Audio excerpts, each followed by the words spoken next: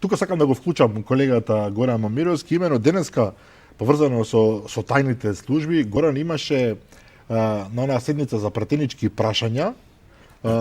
Министр за внатрешни работи Оливер Спасовски доби прашање од пратеник од СДСМ, ако не се лажам, по кое што откри наистина необични, чудни информации за две операции, ако не се лажам, едната се нарекува Алка, другата се нарекува Дивиот ангел.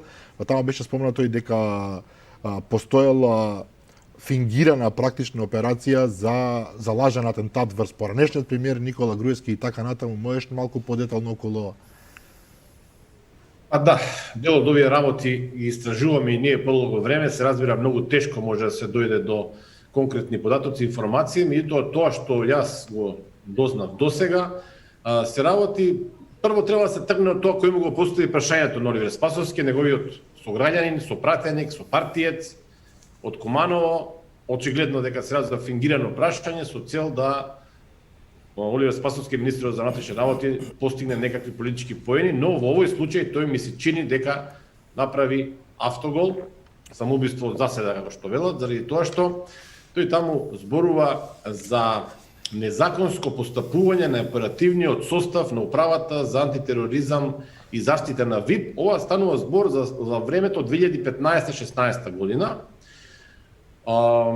Нешто што Оливер Спасовски, кога дошол во МВР, многу брзо после тоа, морал да го расчисти.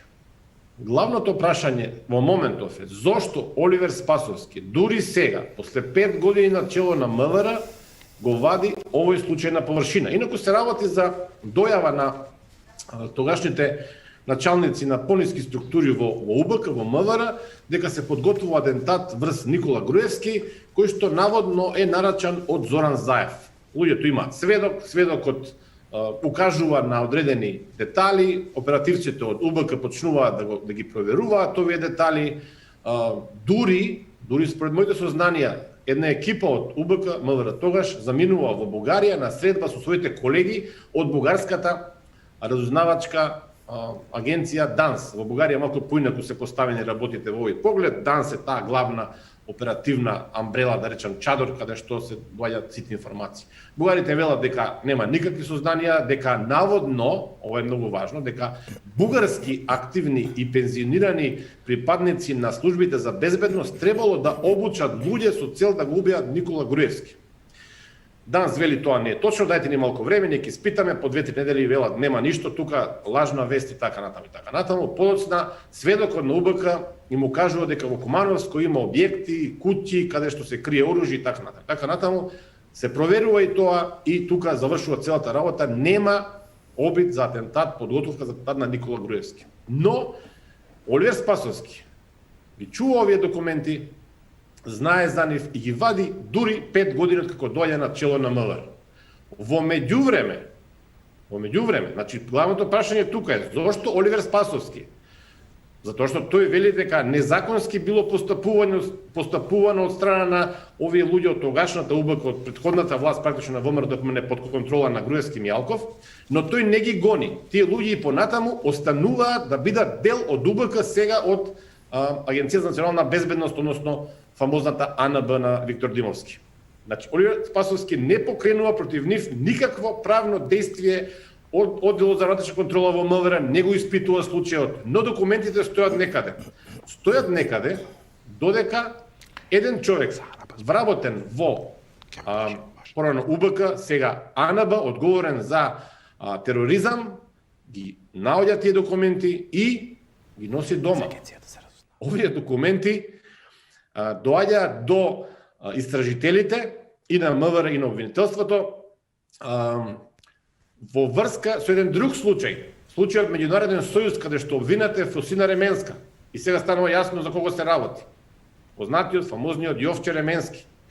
Тие документи доаѓаат во јавното обвинителство во Скопје, во Скопското јавно обвинителство, каде што, истражувајќи за случајот Меѓународен сојуз, се гледа дека во куќата на Јовче Ременски има документи поврзани со овој случај, овие два случаи што сега ги зборува Оливер Спасовски.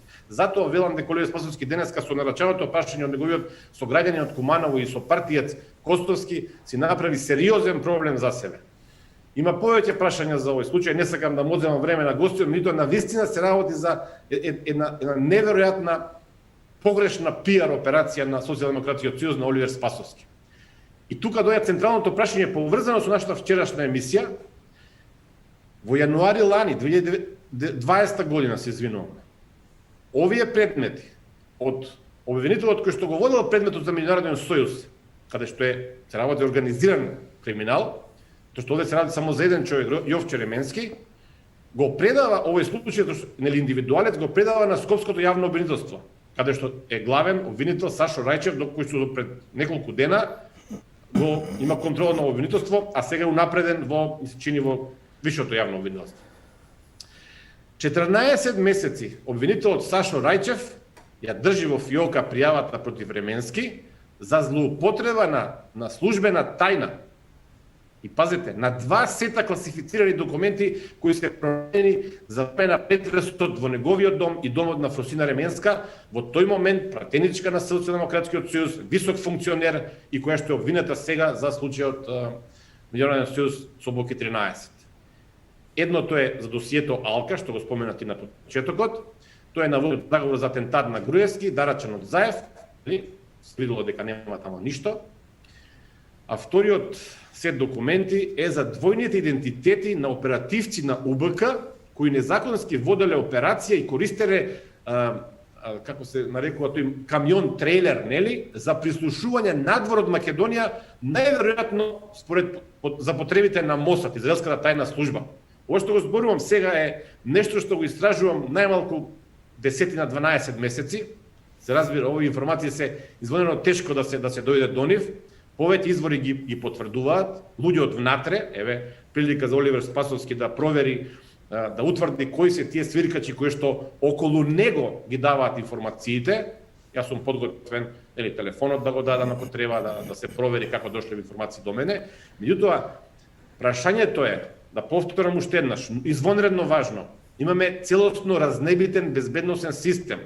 Зошто Оливер Спасовски 5 години откако доаѓа на чело на МВР, ги крие овие 2 случаи, ги открива денеска, и зошто до пред неколку дена скопскиот шефот на Скопското обвинителство Сашо Рајчев ја држи во фиока пријавата за Јовче Ременски, висок функционер во Агенцијата за национална безбедност, кој што да не заборавиме, а пред само месец и половина напиша службена белешка, односно ја одобрил, не ја пишувал тој, меѓутоа тој е шеф на тој оддел, службена белешка врз основа на која што еден човек, кој е бизнисменот Орце Камчев, во моментот се уште е во притвор, веќе втор сет по 30 дена во притвор.